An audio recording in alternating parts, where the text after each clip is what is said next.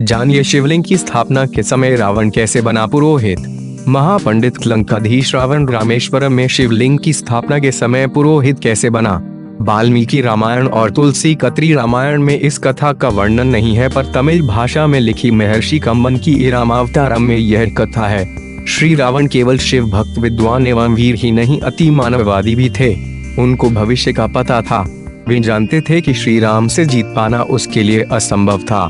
जामवंत जी को आचार्यत्व का निमंत्रण देने के लिए लंका भेजा गया। जामवंत जी दीर्घाकार थे, वे आकार में कुंभकर्ण से तनिक ही छोटे थे।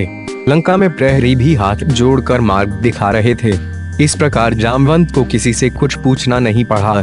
स्वयं रावण को उन्हें राजद्वार पर अभिवादन का उपक्रम करते देख जामवंत ने मुस्कुराते हुए कहा कि मैं अभिनंदन का पात्र नहीं हूँ, मैं वनवासी राम का दूत बनकर आया हूँ। उन्होंने तुम्हें सादर प्रणाम कहा है। रावण ने सविनय कहा, आप हमारे पितामह के भाई हैं, इस नाते आप हमारे पूज्य हैं। आप कृपया आसन ग्रहण करें। यदि आप मेरा निवेदन स्वीकार कर लेंगे तभी संभवतः मैं भी आपका संदेश सावधानी से सुन सकूंगा। जामवंत ने कोई आपत्ति नहीं की। उन्होंने आसन ग्रहण किया। रावण ने भी अपना स्थान ग्रहण किया। तदुपरांत जामवंत ने पुनः सुनाया कि वनवासी राम ने सागर सेतु निर्माण उपरांत अब यथाशीघ्र महेश्वर लिंग विग्रह की स्थापना करना चाहते हैं। इस अनुष्ठान को संपन्न कराने के लिए उन्होंने ब्राह्मण वेदज्ञ और शैव रावण को आचार्य पद पर वरण करने की इच्छा प्रकट की है। मैं उनकी ओर से आपको आमंत्रित करने आया हूँ। प्रणाम। प्रतिक्रिया अभिव्यक्ति उपरांत रावण ने मुस्कान भरे स्वर में पूछ ही लिया कि क्या राम द्वारा महेश्वर लिंग विग्रह स्थापना लंका विजय की कामना से किया जा रहा है। बिल्कुल ठीक। श्री राम की महेश्वर के चरणों में पूर्ण भक्ति है। जीवन में प्रथम बार किसी ने रावण को ब्राह्मण माना है और आचार्य बनने योग्य जाना है। क्या रावण इतना अधिक मूर्ख कहलाना चाहेगा कि वह भारतवर्ष के प्रथम प्रशंसित महर्षि पुलस्त्य के सगे भाई महर्षि वशिष्ठ के यजमान का आमंत्रण और अपने आराध्य की स्थापना हेतु आचार्य पद स्वीकार कर दिया। लेकिन हाँ, यह जांच तो नितांत आवश्यक है ही कि जब वनवासी राम ने इतना बड़ा आचार्य पद पर पदस्थ होने हेतु आमंत्रित किया है, तब यह भी यजमान पद हेतु उचित अधिकारी है भी अथवा नहीं। जामवंत जी, आप जानते ही हैं कि त्रिभुवन विजय अपने इस शत्रु की लंकापुरी में आप पधारे हैं। यदि हम आपको यहाँ बंदी बना लें और आपको यहाँ से लौटने न दें तो आप क्या करेंगे। जामवंत खुलकर हंसे।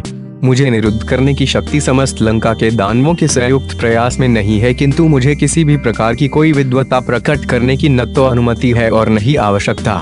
ध्यान रहे, मैं अभी एक ऐसे उपकरण के साथ यहाँ विद्यमान हूँ जिसके माध्यम से धनुर्धारी लक्ष्मण यह दृश्य वार्ता स्पष्ट रूप से देख सुन रहे हैं। जब मैं वहाँ से चलने लगा था तभी धनुर्वीर लक्ष्मण वीरासन में बैठे हुए हैं। उन्होंने अचमन करके अपने त्रोण से पाशुपतास्त्र निकाल कर संधान कर लिया है और मुझसे कहा है कि जामवंत, रावण से कह देना कि यदि आप में से किसी ने भी मेरा विरोध प्रकट करने की चेष्टा की तो यह पाशुपतास्त्र समस्त दानव कुल के संहार का संकल्प लेकर तुरंत छूट जाएगा। इस कारण भलाई इसी में है कि आप मुझे अविलंब वांछित प्रत्युत्तर के साथ सकुशल और आदर सहित धनुर्धर लक्ष्मण के दृष्टिपथ तक वापस पहुंचने की व्यवस्था करें। उपस्थित दानवगण भयभीत हो गए। लंकेश तक कांप उठे। पाशुपतास्त्र महेश्वर का यह अमोघ अस्त्र तो सृष्टि में एक साथ दो धनुर्धर प्रयोग ही नहीं कर सकते। अब भले ही वह रावण मेघनाथ के त्रोण में भी हो। जब लक्ष्मण ने उसे संधान स्थिति में ला ही दिया है, तब स्वयं भगवान शिव भी अब उसे उठा नहीं सकते। उसका तो कोई प्रतिकार है ही नहीं। रावण ने अपने आप को संभाल कर कहा, आप पधारें। यजमान उचित अधिकारी है, उसे अपने दूत को संरक्षण देना आता है। राम से कहिएगा कि मैंने उसका आचार्यत्व स्वीकार किया। जामवंत को विदा करने के तत्काल उपरांत लंकेश ने सेवकों को आवश्यक सामग्री संग्रह करने हेतु आदेश दिया और स्वयं अशोक वाटिका पहुँचे। जो आवश्यक उपकरण यजमान उपलब्ध न कर सके, जुटाना आचार्य का परम कर्तव्य होता है।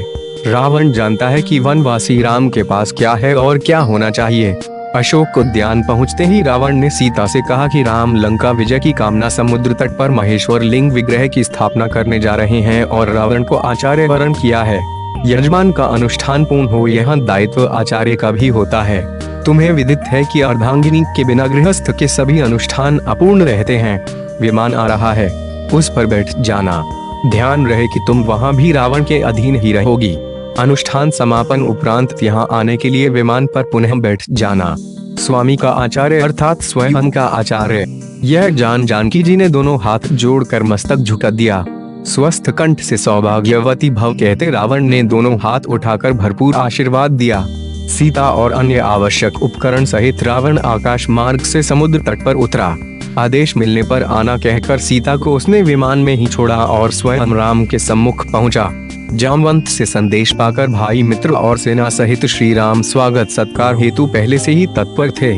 सम्मुख होते ही वनवासी राम आचार्य दशग्रीव को हाथ जोड़कर प्रणाम किया। दीर्घायु भव, लंका विजयी भव।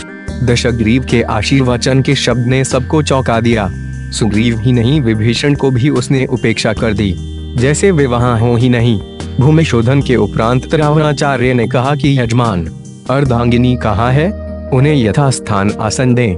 श्री राम ने मस्तक झुकाते हुए हाथ जोड़कर अत्यंत विनम्र स्वर से प्रार्थना की कि यदि यजमान असमर्थ हो तो योग्याचार्य सर्वोत्कृष्ट विकल्प के अभाव में अन्य समकक्ष विकल्प से भी तो अनुष्ठान संपादन कर सकते हैं।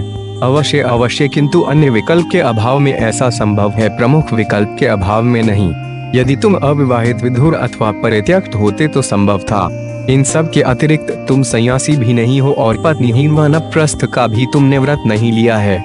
इन परिस्थितियों में पत्नी रहित